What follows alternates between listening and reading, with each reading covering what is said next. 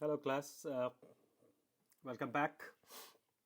Last time we were looking at case classes and in particular the binary search tree example. Okay, so we have case class tree, which is a subclass of the abstract class BT. Okay, and also nil, which is a special object inside the BT hierarchy. Okay, and we looked at member last time, so let's look at insert. Okay. Uh, Insert takes a tree, again a binary search tree T. Okay, T is a binary search tree, and it takes an element X, okay, an integer, and inserts X into T.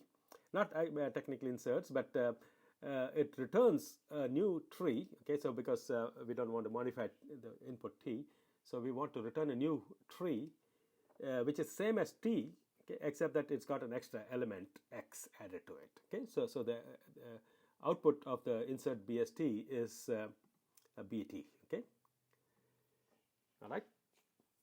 So BT is the type of the data structure here class. Okay, for binary tree, but in particular this are binary search trees. Okay, and so we want to do insert, and again we'll do the T match. Okay, and then the case would be the same three cases. You see, same four cases: the empty tree or a non-empty tree. Okay. Now, if you let's look at the empty tree case. Okay, if you're given the empty tree and you want to add X into it, then the output would be a tree which has one node, right? And that node has the X in it, and then it doesn't have a left child and it doesn't have a right child. Correct? So that construct here, tree nil comma X comma nil, would be the object you want to return, because that will denote a tree with one node. Okay, with X in it. By the way, the return type of this function is a BT, so the answer must be BT. In the last time, the return type was Boolean, so that's why we were doing true false. Okay. Now we have the other three cases, and the pattern is the same: left value right, left value right, left value right. But we have the if clause: x equals value, x less than value, x greater than value. So those are the three cases. So now we are trying to insert an x into a non-empty tree. Okay. And there are three possibilities. We compare the X with the value in the node of the tree, root of the tree, which is value. Okay, value here. Okay, that's the value stored in the root of this tree. Correct. And which compare X equals that. Now, if X is that, by the way, these are binary search trees implementing sets. Okay, so no duplicate values. Okay, I don't think I mentioned that, but that's the implementation we are talking about. Okay, so no duplicates. Okay, so obviously if X is already present in that node, that means X, we should not be inserting X into this. Okay, so the answer would be T, right? Because T gets undisturbed, and then that's the same answer which we return there. Okay. Now, if it's less than, if X is less than, then what does the algorithm tell you? I mean, this is a straightforward algorithm. You have to go and insert the X into the left subtree, correct? So we make a recursive call. In all of these, we use recursion, okay? There's no while loop, nothing, and so on, okay? I hope you're getting used to it, okay? So here, insert BST X comma left would attempt to insert X into the left subtree, because left is the left, left is the variable here for the left subtree. And assuming it succeeds, it will return a tree with which is a new tree, okay, which has X inserted in it. Okay. Now, in case X was already there in the left subtree, you'll get back the same tree, right? Because we don't allow duplicates. Okay. Anyway, whatever tree we get back, okay, from the after inserting on the left, that new tree which we get back would remain as the left subtree of the answer, correct? Because the value and the right subtree should be left undisturbed. So we leave value here and right here, right? So those two should be left undisturbed. Only the left subtree gets modified when you try to insert it there, right? So that recursive call will be the tree after modification, okay? By the way, the left does not get modified, but we get a brand new tree there, okay? And then we reconstruct the tree, okay? Tree of that. And the same is true for the rights. If the value is greater than value, it gets inserted in the right subtree, and then that value gets inserted here into this construction of the tree, where the left and the value are left undisturbed. Okay. So that's the insert. So we have a binary search tree membership test and also an insert test. Okay, I have a toString method and then a print binary search tree. Okay, let's look at the toString method. Okay, print is just to call that toString, nothing else there. Okay, so given a tree t, I want to print it, and the notation I want to print it, I'm inventing here. So there's nothing fancy here. It's just my own invention here. Okay, so I want to see the tree in a particular format, and actually you'll see that maybe if you want quickly. No, I don't have a print there down there. Okay, but you can. I don't have a. Yeah, I do. I guess the print did not show up in the, actually shows up in the dot dot dot. So anyway, what I want to do is, you can actually see in this code in the toString. So toString takes t as the input. Okay, and by the way, you see that normally the toString will have 0 parameters, correct, in a Java class. Okay, when you're overriding. So this now that's all true even in Scala, but since I'm not doing pure object-oriented programming, I'm sort of deviating from building a class for BST. You see, I'm just doing case classes, which is a shortcut and a simplified version of a class, right?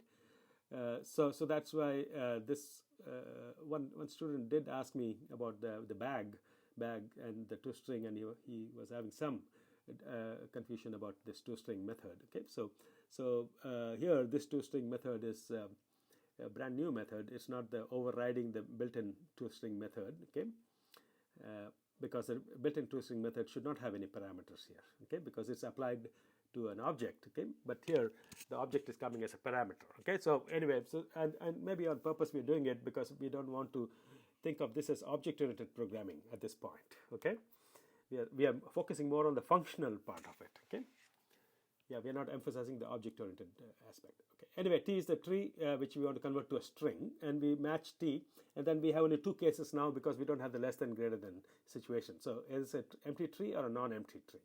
If it's an empty tree, I will print NIL as a string. Okay, or return the string NIL. So when the empty tree gets printed, we'll see NIL there. Okay, as a string. Okay, and if it's a non-empty tree, then I recursively call on the left subtree, okay, toString left, and also recursively call on the right subtree. Okay, I get a string. So I get the true string versions of the left subtree and the right subtree. And then what I do is I attach, by the way, the plus plus here is a string concatenation. Okay, I attach to the front of the left subtree this string, tree parenthesis. Okay, so I will, in the output I'll say tree, I will see tree parenthesis and then the left subtree and then a comma. You can see that there's a comma here, and then the value, which is the node value, and then a comma, and then a right subtree, and then the right parenthesis. Okay, so you'll see it in the form we like to see a nested tree structure. Okay. Now the value itself we had to convert to toString because value is an integer, right? So this plus plus would not work with the integer. Now in Java it probably works because the plus, not plus plus but plus in Java strings concatenates, right? But here Scala does not allow that, so we had to take the value and convert it to toString. Now, by the way, this toString method is not the call to this, but whereas this is a call to the built-in toString of integers. Okay. All right. And now this is how the way you do this in Python is you say str and in parentheses you give value. Correct. That's how you convert an integer to a string in Python. Whereas in Scala we'll have to say value dot toString. Okay. And this is the built-in toString, the same as the Java thing. Okay.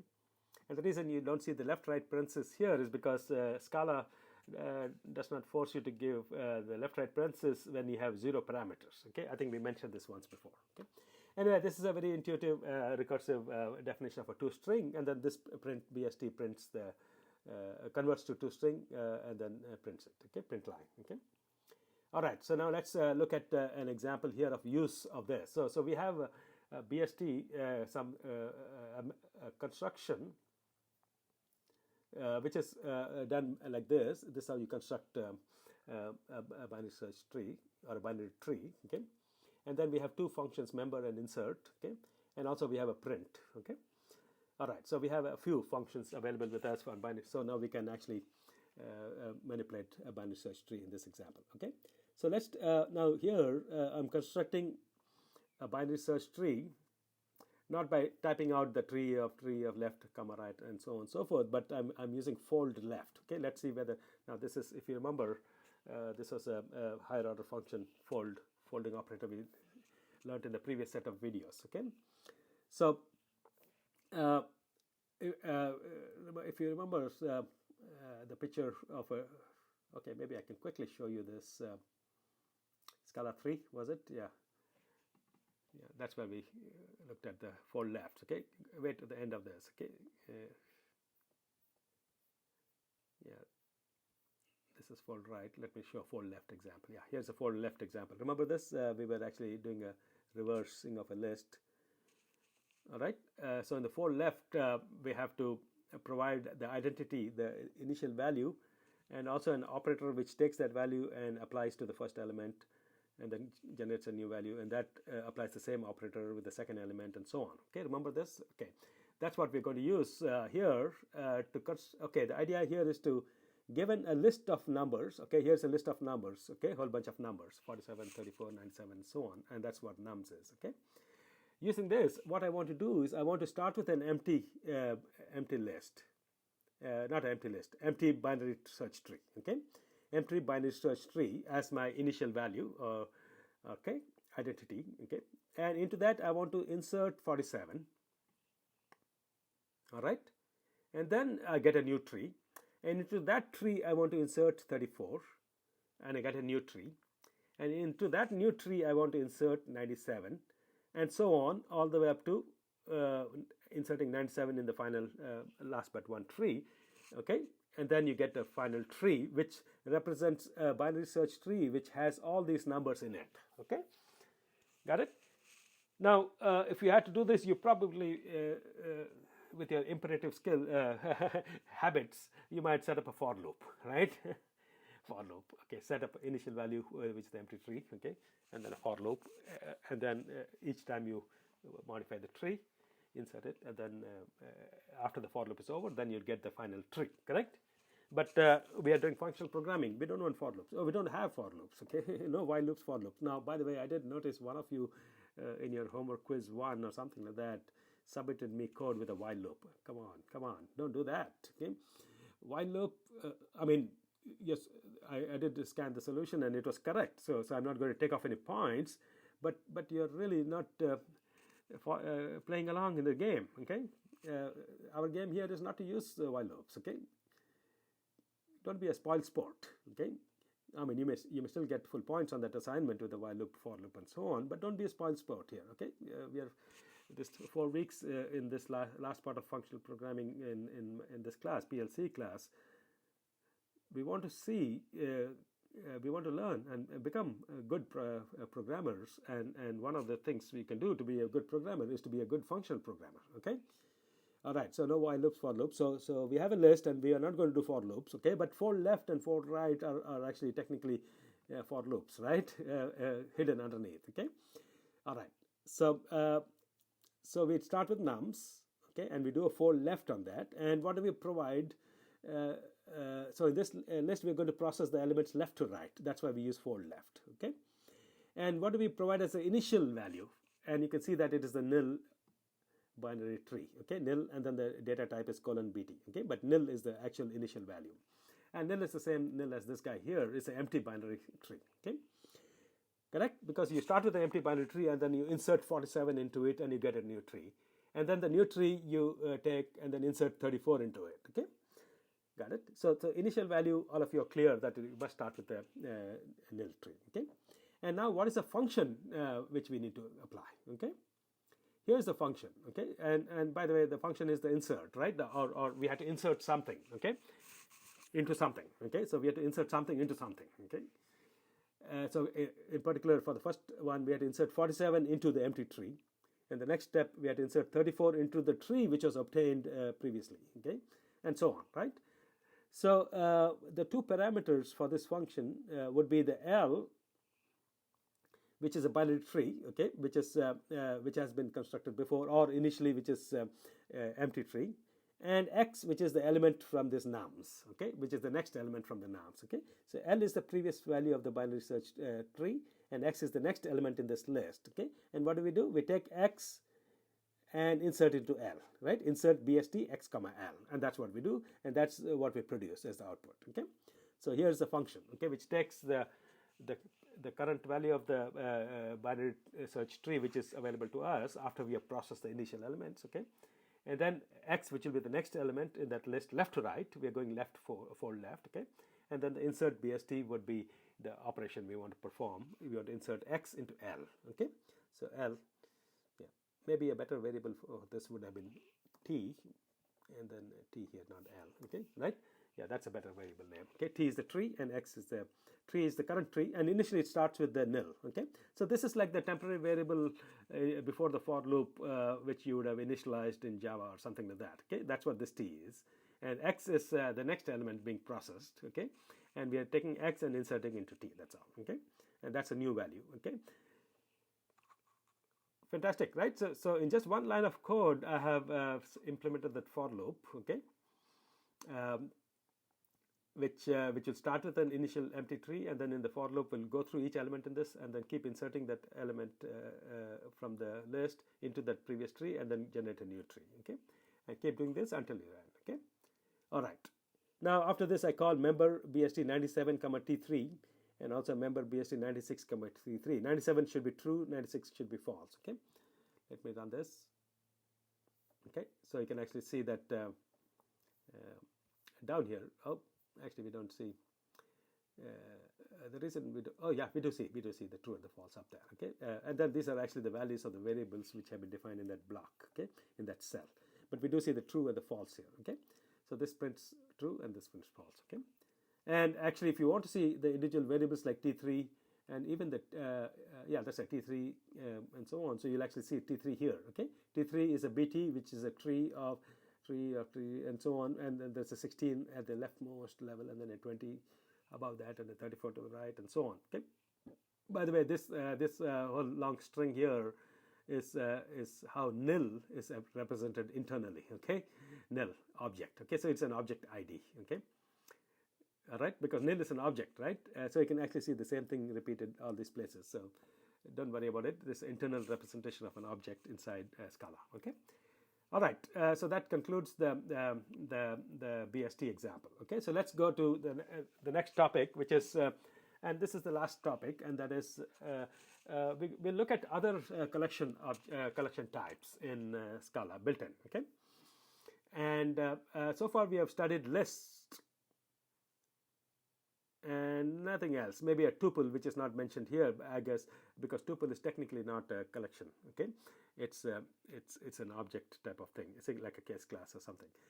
So we have studied only lists and nothing else so far. Okay, maybe set we used in the homework quiz 2 in the bags example, but without learning it, right? So, but we're going to learn it here. Okay, so we're going to learn a few other collection objects. Now, by the way, the whole collection hierarchy is not the whole of it, but an important part of it. Okay, on the top is a class called iterable. Okay, collections you can iterate over the items, so there's a class there and some nice useful methods at that top level. And then iterables are divided into these three categories: sequences, set, and map.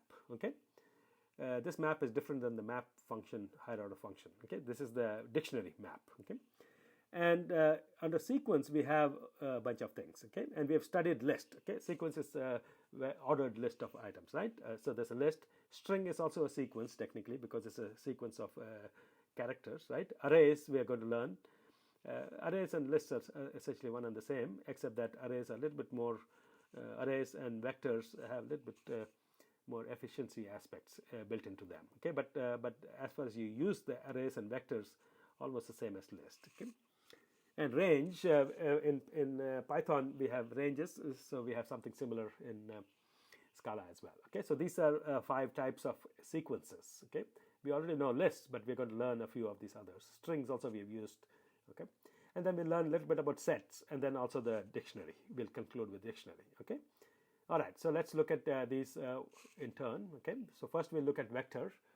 Vector is a more balanced sequence. Okay, balanced internal implementation is that you get faster access to the random access to these elements. Okay, some better implementation than a routine list. Okay, so as far as the use is concerned, there's not much difference between a vector and a list. Okay, if you want efficiency, you might use vectors instead of lists. Okay, there's one notation which is slightly different, which we have to learn, but otherwise essentially it's the same. So you can define val nums equals vector instead of list. You can say vector and then 1, 2, 3, 4. Okay, and val people equals vector Bob, James, Potter, Peter. Okay, so these are similar like lists, except that you use the keyword vector. Okay, same operations as lists except for the double colon. Remember, that's the constructor. Cons. So here we do have the cons, but we have a plus colon, not a colon. Okay, so that's the only difference here. Okay, but otherwise essentially the same. All right,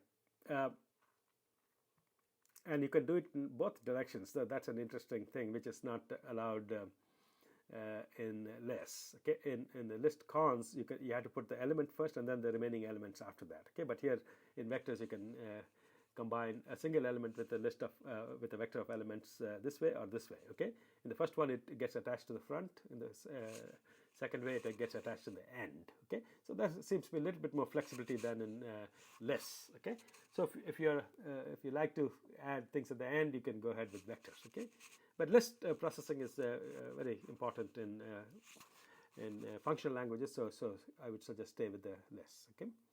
That's all we are going to learn about vectors. Okay, so I don't think we'll have any assignments here, but you may see vectors once in a while pop up because of some of the operations we do.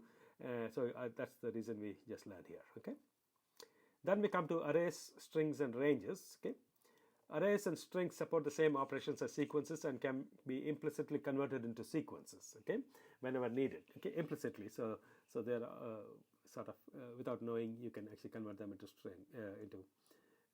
sequences. Okay, they are actually subclasses of sequences. So here are a couple of examples here. Okay, array val xs colon array of int. So that's a data type. Now this is technically not needed. You can actually skip that and say equals array of 1 to 3, and that would automatically infer that the data type of xs is an array of integers. Okay.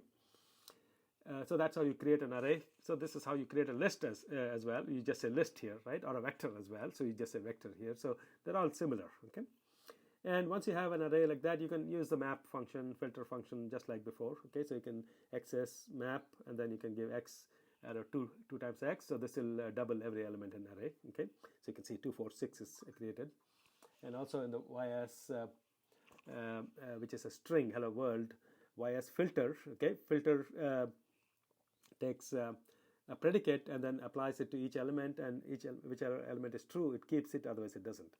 So the filter is also a function, but in this case it's not written in the form of a function. By the way, I don't remember if you still recall the short notation underscore in the actual function is x dot is, that's the function. Okay, x. And we said that there's a shortcut notation, underscore notation, which you can use if there are parameters of this anonymous function which are uniquely used in the body. Okay, uniquely means exactly once and exactly once. Okay, in the body, and each one of them is used in the body. Only then you can use this underscore notation. Okay, so that's, these two are the same. Okay, so I'm going to put a comment here, so you know that that's the same as this. Okay, all right. So you can take ys, which is a string hello world, and then it will filter each letter based on whether it's an uppercase or not. So only in this case, the h and the w will survive. You see, and everything else will be thrown away. So you can get the uppercase letters here. Okay, and ranges, somewhat like the Python range. Okay. So you can, and this work on it, numbers. Okay, so you can use two keywords, until and to. Okay, so when you say 1 until 5, then it'll go from 1 and then stop at 4. Okay, so this r comma range will create a range object 1, 2, 3, 4. Okay, 1 until 5.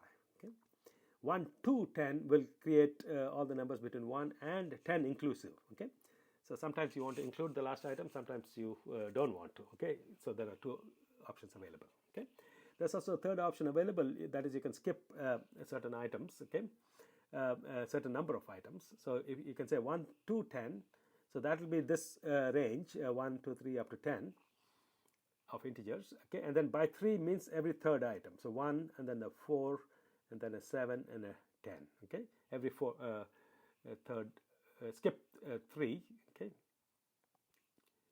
yeah, you start at 1 and then and go to the next one by adding 3 to the index. Okay, so and then to the 4 and then to the 7 to the 10. Okay, so add 3 to the index and then that's where you go to the next item. Okay, and you can also go backwards in the by. Okay, so 6 to 1 will be 6, 5, 4, 3, 2, 1. Okay, and inclusive of 1. Okay, and then when you do minus 2, it will be 6, and then you subtract 2 from the index, and so it will go to the 4 and then the 2, and then it goes to the 0, and there's no 0 there, right? So these are pretty intuitive, but ranges, so if you want to quickly create a range, a list of numbers from certain one point to another point, and maybe possibly skipping some, you can do that with a range and then until or to and a by. Okay, so quite flexible. I think something similar available in Python. Okay. All right, so we have learned quickly arrays, strings, and ranges. We're not practicing too much here because they're all sequences, and you can apply all the methods of sequences in these three. Okay. All right. There are about 4 or 5 new operators we're going to learn. Not 4 or 5, but 7 or 10 of them. Okay, which are sequence operations, which we have not seen before. Okay. Again, some of these are so popular amongst Scala programmers that it's, I think, for you also a must to learn some of these by heart. But others you can always look up. Okay, there's a master list in the documentation somewhere. Okay. Anyway, let's quickly go over these new operators. Okay. These are access here on the left side is a sequence, which means it could be a list, it could be a range, it could be an array, it could be a vector, it could be a string, any of those. Okay, so these operations work on any of the sequence objects which are subclassed into those many categories. Okay, so access exist p must be a predicate. Okay, predicate is a function which returns true or false, right? So what this would do is that the whole thing will be true or false depending on whether there's at least one item in access which satisfies p. Okay, for which p is true. Okay, this is somewhat like what we are doing in the bag example. Okay, homework quiz. Okay, exists. Not somewhat, sort of the same. Okay, so it's true if there's an element x in xs such that p of x is true, and false otherwise. Okay, I didn't say false otherwise. Okay. Okay, so I guess we want to say that to be more precise. Okay, got it.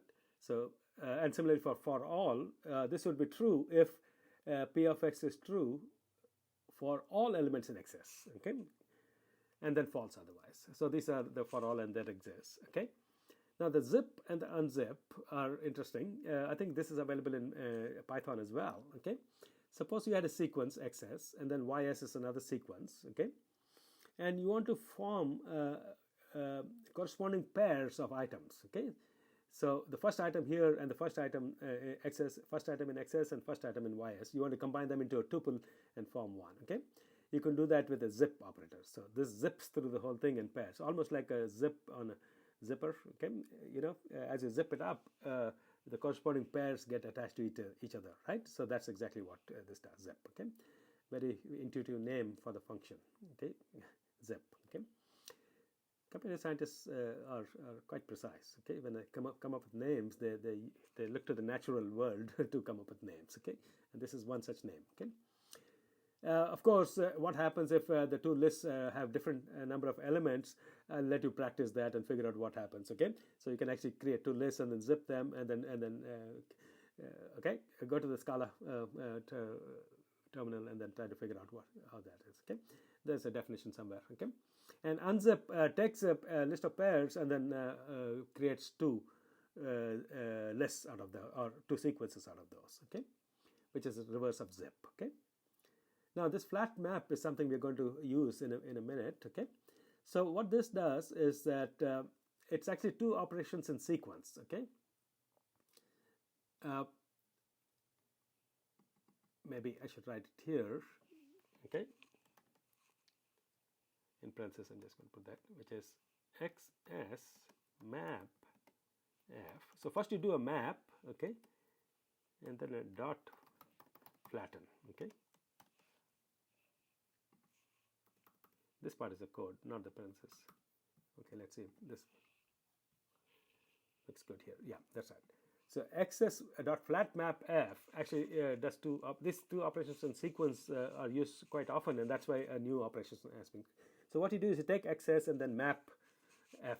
Okay, apply the F the function to each element, and then get a new list. Okay. Now most of the time is fine, and that's where you stop. Okay, but when you're dealing with some nested structures and so on and so forth, what will happen is that you get in the answer of the map, you get a list of lists. Okay. But you really want a list of items, not a list of items. Okay, so basically you want to flatten all the inner lists into one long list of items. Okay, and that's what the flatten does. Okay, by the way, let me show you, not here but in a new. I think I might have it open here. Yeah, so let's look at this example here. Okay. Here's a vector, okay, we just saw vectors. Well, S equals vector of two vectors inside that. One vector is 1 to 3 and the other is 4 5, okay. Now I don't want to see all of these in nested structure. I just want a vector of 1 2 3 4 5, okay, and that's what you get when you do S dot flatten, okay. So if you run this, the S itself is a vector of two vectors, but S dot flatten is a vector which combines those two into one and flattens them. Okay. All right. So let's come back to this. Okay. So that's what flat map. And when we get to the example, we will later on we will use this flat map. Okay. We'll revisit this. Okay. And then of course there are some standard ones on numbers, like XS.sum means it'll add up all the numbers in the list or in the sequence. XS.product will multiply all of them. I guess starting at 1. Times and so on. Max and min, find the biggest element, smallest element. So these four are pretty arithmetic operations. Okay. All right. Now let's get to a couple of examples. Okay. I do have 3 examples here. Okay. So let's look at the flat map example. Okay. This is an interesting example. Let's look at this expression and then we can study what is happening here. Okay, so we have 1 to 3. Okay, what is that? That's just a list of numbers 1, 2, and 3. Okay, or a vector or something like that. Okay, that's what 1 to 3 is. Okay, all right. And for now, think of this flat map as just a map. Okay, followed by a flatten. So let's think of it as a map. Okay, let's say there's a map here. Okay, and maybe we should actually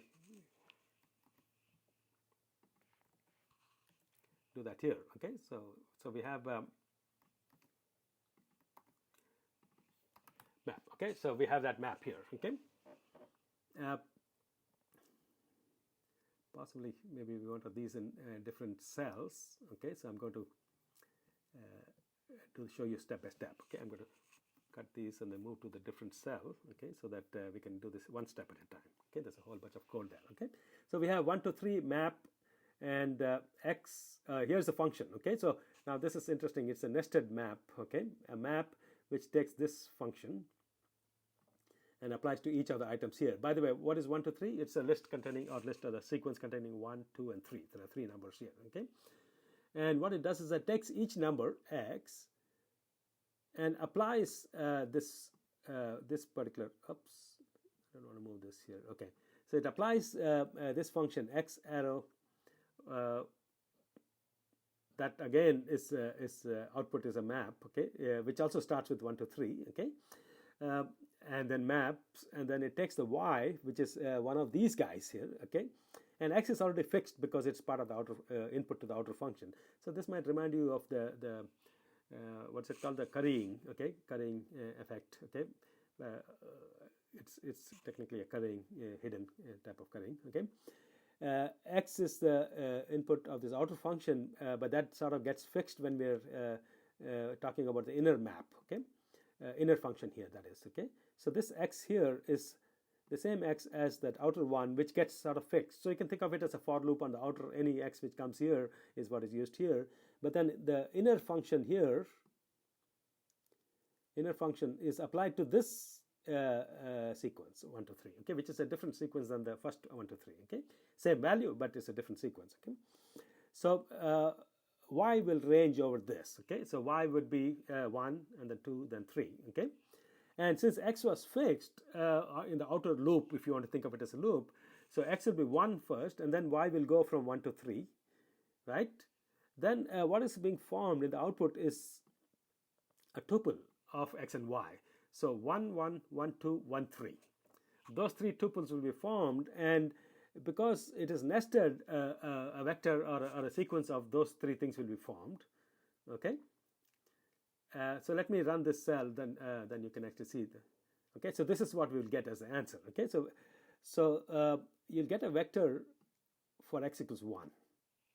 Why? Because initially x equals 1, and then the inner value, the output of the inner outer function, which is the inner value here, that will be the value generated, okay, which actually happens to be a vector, right? Because if you look at it, it goes from 1 to 3, 1, 2, and 3 for y, and then it puts 1, 1, 1, 2, 1, 3 put together and gets a vector. So you'll get this vector, okay?